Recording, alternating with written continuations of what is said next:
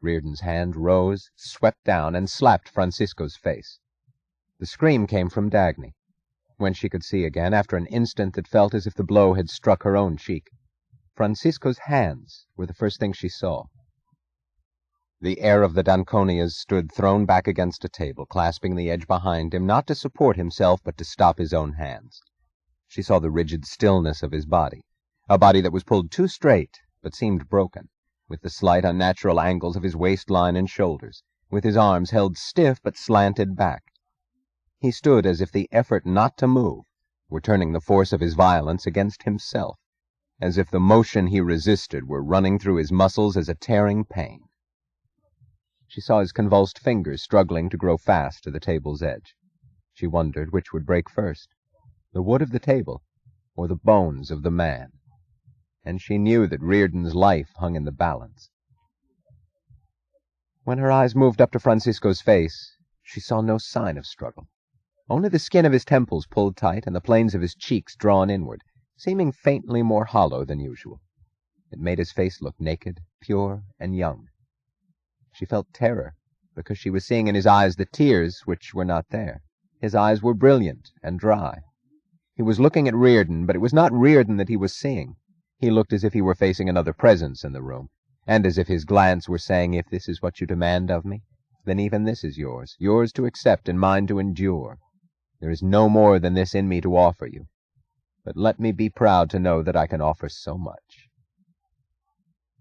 She saw, with a single artery beating under the skin of his throat, with a froth of pink in the corner of his mouth, the look of an enraptured dedication which was almost a smile, and she knew that she was witnessing Francisco d'Anconia's greatest achievement.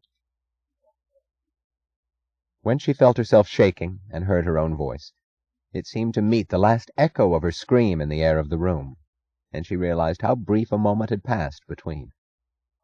Her voice had the savage sound of rising to deliver a blow, and it was crying to Reardon, "To protect me from him? Long before you ever—" "Don't!" Francisco's head jerked to her. The brief snap of his voice held all of his unreleased violence, and she knew that it was an order that had to be obeyed. Motionless, but for the slow curve of his head, Francisco turned to Reardon. She saw his hands leave the edge of the table and hang relaxed by his sides. It was Reardon that he was now seeing, and there was nothing in Francisco's face except the exhaustion of effort. But Reardon knew suddenly how much this man had loved him.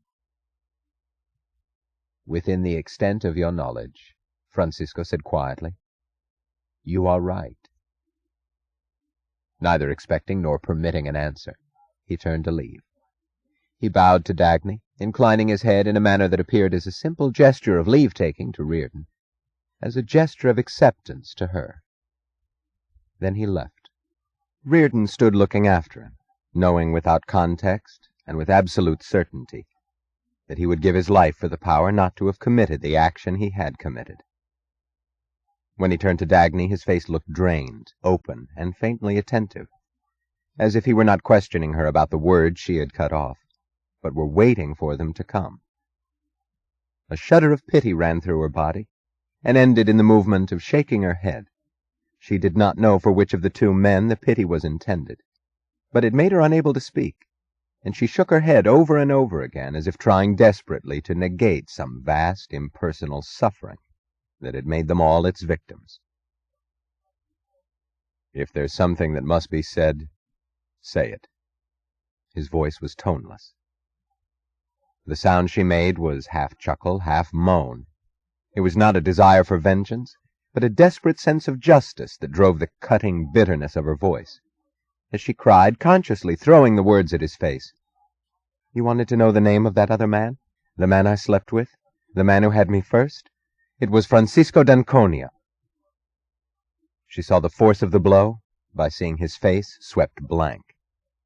She knew that if justice was her purpose, she had achieved it, because this slap was worse than the one he had dealt.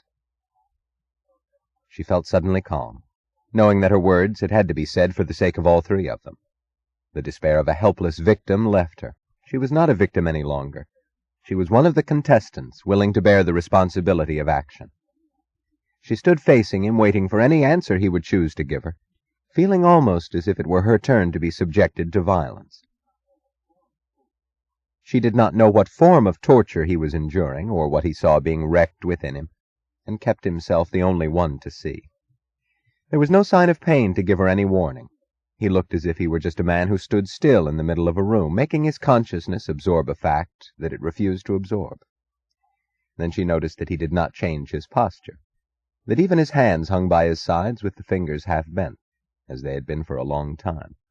It seemed to her that she could feel the heavy numbness of the blood stopping in his fingers, and this was the only clue to his suffering she was able to find. But it told her that that which he felt left him no power to feel anything else, not even the existence of his own body.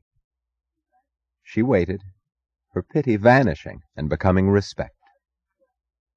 Then she saw his eyes move slowly from her face down the length of her body, and she knew the sort of torture he was now choosing to experience, because it was a glance of a nature he could not hide from her.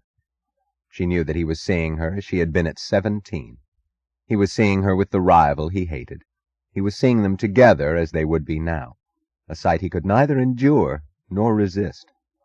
She saw the protection of control dropping from his face, but he did not care whether he let her see his face alive and naked, because there was now nothing to read in it, except an unrevealing violence, some part of which resembled hatred. He seized her shoulders, and she felt prepared to accept that he would now kill her or beat her into unconsciousness. And in the moment when she felt certain that he had thought of it, she felt her body thrown against him and his mouth falling on hers, more brutally than the act of a beating would have permitted. She found herself in terror twisting her body to resist, and in exultation twisting her arms around him, holding him, letting her lips bring blood to his, knowing that she had never wanted him as she did in this moment. When he threw her down onto the couch, she knew to the rhythm of the beat of his body that it was the act of his victory over his rival, and of his surrender to him, the act of ownership brought to unendurable violence by the thought of the man whom it was defying, the act of transforming his hatred for the pleasure that man had known into the intensity of his own pleasure, his conquest of that man by means of her body. She felt Francisco's presence through Reardon's mind. She felt as if she were surrendering to both men, to that which she had worshipped in both of them, that which they held in common, that essence of character which had made of her love for each an act of loyalty to both. She knew also that this was his rebellion against the world around them, against its worship of degradation, against the long torment of his wasted days and lightless struggle. This was what he wished to assert, and alone with her in the half-darkness, high in space above a city of ruins, to hold as the last of his property. Afterwards they lay still, his face on her shoulder. The reflection of a distant electric sign kept beating in faint flashes on the ceiling above her head. He reached for her hand and slipped her fingers under his face to let his mouth rest against her palm for a moment, so gently that she felt his motive more than his touch. After a while she got up. She reached for a cigarette, lighted it, then held it out to him with a slight questioning lift of her head. He nodded, still sitting half-stretched on the couch. She placed the cigarette between his lips and lighted another for herself. She felt a great sense of peace between them, and the intimacy of the unimportant gestures underscored the importance of the things they were not saying to each other. Everything was said, she thought, but knew that it waited to be acknowledged. She saw his eyes move to the entrance door once in a while, and remain on it for long moments, as if he were still seeing the man who had left. He said quietly, "He could have beaten me by letting me have the truth any time he wished. Why didn't he?" She shrugged, spreading her hands in a gesture of helpless sadness, because they both knew the answer. She asked, "He did mean a great deal to you, didn't he?" "He does." The two dots of fire at the tips of their cigarettes had moved slowly to the tips of their fingers, with the small glow of an occasional flare, and the soft crumbling of ashes as sole movement in the silence, when the doorbell rang. They knew that it was not the man they wished, but could not hope to see return, and she frowned with sudden anger as she went to open the door. It took her a moment to remember that the innocuously courteous figure she saw bowing to her with a standard smile of welcome was the assistant manager of the apartment house. "Good evening, Miss Taggart. We're so glad to see you back. I just came on duty and heard that you had returned, and wanted to greet you in person." "Thank you." She stood at the door, not moving to admit him.